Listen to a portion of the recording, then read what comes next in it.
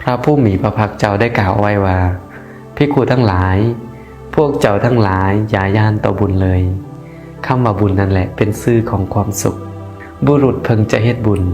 เพิ่งเฮ็ดบุญนั้นเนืองๆเพิ่งทำความพอใจในบุญนั้นด้วยเพราะการเฮ็ดบุญนั่นแหละยอมนำความสุขมาให้นั่นเอง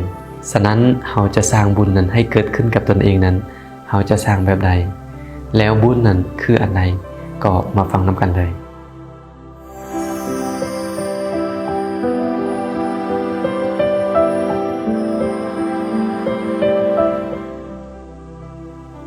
ปุญญัญเชปุริโสกริยากริยาเทนะปุณปุนังตัมหิชันทังกริยาทะสุโขปุญญสะอุจโยก็ขอเจริญสินเจริญพรทางออกตนโยมทั้งหลายยินดีต้อนรับเข้าสู่ซองธรรมะก่อนนอนในการที่มาได้ยินได้ฟังธรรมสำหรับวันนี้ก็จะได้นำหลักธรรมว่าด้วยบุญอันใดน้อคือบุญออกตนโยมบุญนั้นแม่นยังเป็นอย่างทุกคนจึงต้องการบุญบุญนั้นอยู่ที่ใดเป็นแนวใดจึงเอิ้นว่าบุญแล้วอันเฮามาเฮ็ดทุกมื้อนี้มันเป็นบุญหรือมันเป็นบาปบุญในเฮาได้แท้บ่หรือบ่ได้ฉะนั้นคลิปนี้มีคำตอบให้เฮาอยากให้ออกตนโยมได้ฟังจนจบคำว่าบุญในพุทธศาสนาใช้คำว่าบุญแปลว่าความสุขหรือบุญแปลว่าความดีนั่นเองคำว่าบุญที่เป็นความดีและเป็นความสุขอย่างนี้นั้น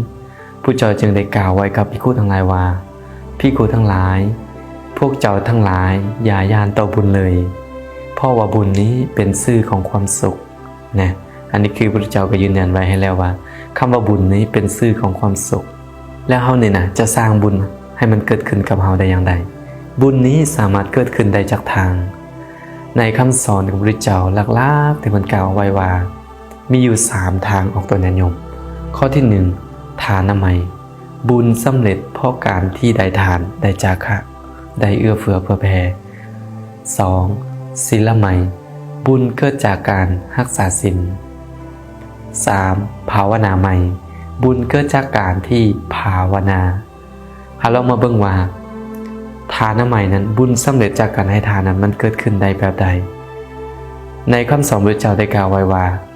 ก่อนที่เขาจะให้ทานเนี่ยต้องใจดีกำลังให้มีจิตเลื่อมใสให้ไปแล้วให้ปลื้มปิติยินดีใจแล้วสละบ่คิดเอาคืนบ่คิดเสียดายในภายหลังบุคคลที่ให้ทานอย่างนี้นี่แหละเป็นการให้ทานที่เป็นบุญบุคคลที่วางจิตแบบนี้นี่แหละเป็นการที่ได้บุญที่ดีเลิศเป็นการที่ให้แบบจาคะให้เสียสละอิลีฉะนั้นเป็นยังเขาจึงวางจิตแบบนี้เพราะว่าบางคนเนี่ยนะในโลกนี้มีความคิดอย่างนี้แล้วจึงให้ทานคือบางคนคิดว่าการให้ทานนี้เป็นการดีบางคนคิดว่าให้ทานนี้เขาควรให้ตามปุญญาตายายที่เคยให้กันมาเขาบ่ให้บ่ควรหรือคิดว่าการให้ทานนี้ให้เพราะสมณพราหมณ์หุงหาเองกินบ่ได้เขาบ่ให้บ่ควรแล้วก็หลายๆอย่างที่เขามีความคิดแต่คนที่ให้ทานและจะได้บุญหลายและอานิสงส์หลายนั้นนั่นคือการให้แล้วเป็นเครื่องประดับจิตนะเป็นเครื่องปรุงแต่งจิตประดับจิตละความคิดทีละความตนีออกจากจิตจากใจโดยเฉพาะแม่นก่อนจะให้นั้นให้ใจดีกำลังให้นั้นยังจิตให้เลื่อมใสให้ไปแล้วก็ปลื้มปิติยินดีใจเคยมีผู้ไปถามพระผู้มีพระภาคเจ้าว่าข้าน้อยควรให้ทานอยู่ไสพระพุทธเจ้าได้กล่าวไว้ว่าทานศรัทธาอยู่ไสก็ให้อยู่หันแล้วมันก็ถามต่อไปอีกว่าแล้วให้ทานอยู่ไสจึงจะได้บุญหลาย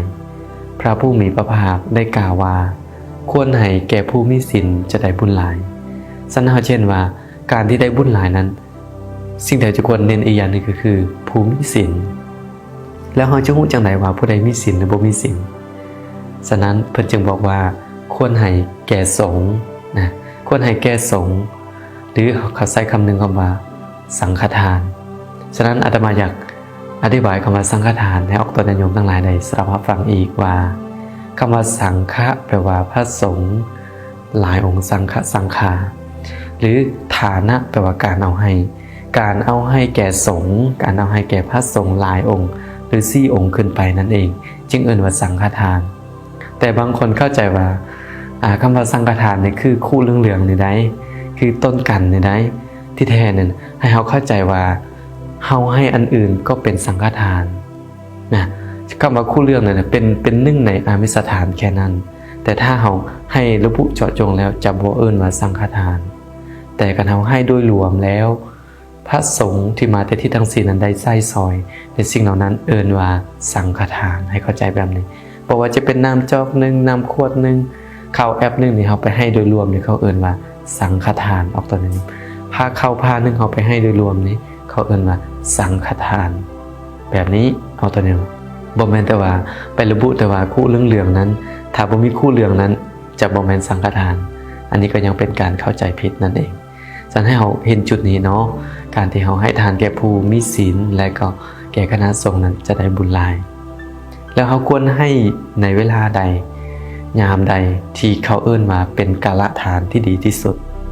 พระผู้มีพระภาคเจ้าได้กล่าวไว้ว่าบุคคลควรให้ทานหรือควรให้ในยามที่เข้ามายามเฮาการให้ทานแบบนี้จะเป็นเหตุให้ระลึกถึงกันคิดฮอดกันเป็นบุคคลที่ฮู้กาละในการให้ทานเมื่อเวลาอยู่ห่างกันหรือจากกันไปไกลก็ยังจะมีสิ่งที่คิดฮอดกัน 2. ควรให้ทานในยามที่เขานั้นจะจากเข้าไปหรือจะออกเดินทางเขาควรให้ทานในยามนี้การให้ทานในยามนี้ชื่อว่าเป็นไปเพื่อความระลึกถึงกันคิดฮอดกันในยามอยู่ห่างไกลกันและก็ชื่อว่าเป็นผู้ฮู้จักกาลทาน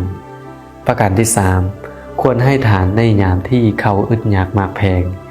ยามที่อึดอยากยามขาดเคินควรช่วยเหลือกันควรเบิ่งแยงกันในยามนี้ฉะนั้นเราจึงจะเคยได้ยินในคำสุภาษิตบูหารได้กล่าวว่าทุกจนเขาบ่ว่าดีหั่งมีเขาจึงเอิ้นพี่น้องเนี่ยเราจะเห็นในจุดนี้ออกตัวนั้นโยมฉะนั้นเราบ่ควรเป็นบุคคลแบบนั้นเราจึงเป็นผู้ที่ควรให้หรือควรแบ่งปันควรช่วยเหลือในยามทุกยามยากควรเบิ่งแยงกันในยามนี้จึงจะเป็นเหตุให้ระลึกถึงกันประการที่ 4 บุคคลควรให้ทานในยามที่บ่สบายยามเจ็บป่วยไข้ควรเบิ่งแยงควรดูแลกันในยามนี้ก็จะเป็นเหตุให้ระลึกถึงกันคิดฮอดกันและประการสุดท้ายประการที่ 5 บุคคลควรให้ทานในยามที่เฮามีสิ่งดีๆสิ่งใหม่ๆบ่ว่าจะเป็นข้าวสุกใหม่มักใหม่สุกใหม่อาหารสุกใหม่ควรให้ทานแก่ผู้มีศีลในบริโภคก่อนหรือควรให้ทานแก่บุพการีหรือบุคคลที่มีบุญมีคุณแก่เฮานั้นได้บริโภคก่อนนี้ก็ชื่อว่าเป็นผู้ฉลาดในการให้ทานการให้ทั้งหมดนี้เป็นทางมาแห่งบุญอานิสงส์ของการให้ทานนั้นที่เขาจะได้นั้นคือบุคคลผู้ให้ทานนั้นย่อมเป็นที่ฮักที่พอใจของคนทั้งหลาย 2. คนดียอมคบหา 3. ชื่อเสียงอันดีงามของผู้ให้ทานนั้นยอมแผ่กระจรไป 4. บุคคลผู้ให้ทานนั้นจะบ่เหินห่างจากธรรมของคฤหัสถ์หรือจะบ่เป็นคนเก้อเขินเคินอายและบุคคลผู้ให้ทานนั้นเมื่อจากโลกนี้ไปแล้วยอมเข้าถึงสุคติโลกสวรรค์นั่นเอง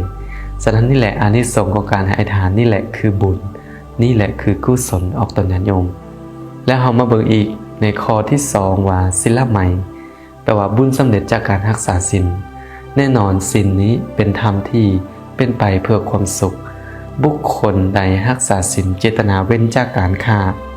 บุคคลใดเจตนาเว้นจากการฆ่าเว้นจากการลักเว้นจากการประพฤติผิดในกามเว้นจากการเว้าตัวเว้นจากการดื่มน้ำเมาคือสุราและเมรัยอันเป็นที่ทางความประมาทนะชื่อว่าเป็นผู้ที่ได้บุญทางกลางเว้นกลางคืนเอิ้นว่าเป็นมหาทานเอิ้นว่าเป็นผู้บ่มีเวรบ่มีภัยเอิ้นว่าเป็นความปกติเอิ้นว่าเป็นผู้ใดสุคติและแม้ในที่สุดคือสามารถที่ได้เข้าถึงนิพพานได้บุคคลใดมีศีลที่เขาจะเห็นโดยประจักษ์ตานั่นคือความเป็นผู้บ่มีเวรบ่มีภัยและอยู่เป็นสุขในปัจจุบันและอนาคตอันใกล้นั่นเองนี่แหละคือการรักษาศีล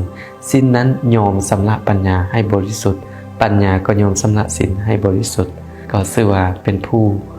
มีความสะอาดทางกายวาจาใจ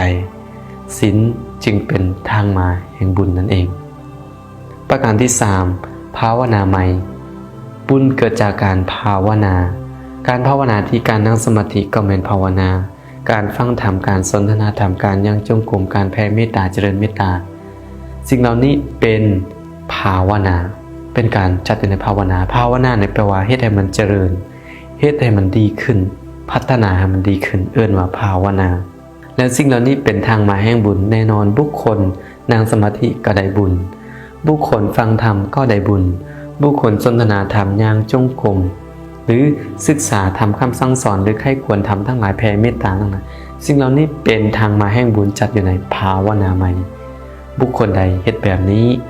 ยอมเป็นผู้ที่สร้างสมบุญให้กับตนเองบุญนั่นแหละเป็นธรรมที่นำความสุขมาให้เมื่อดังคำคาถาที่อาตมาได้กล่าวขึ้นนั้นเบื้องต้นนั่นว่าปุญญัญเจปุริโสกริย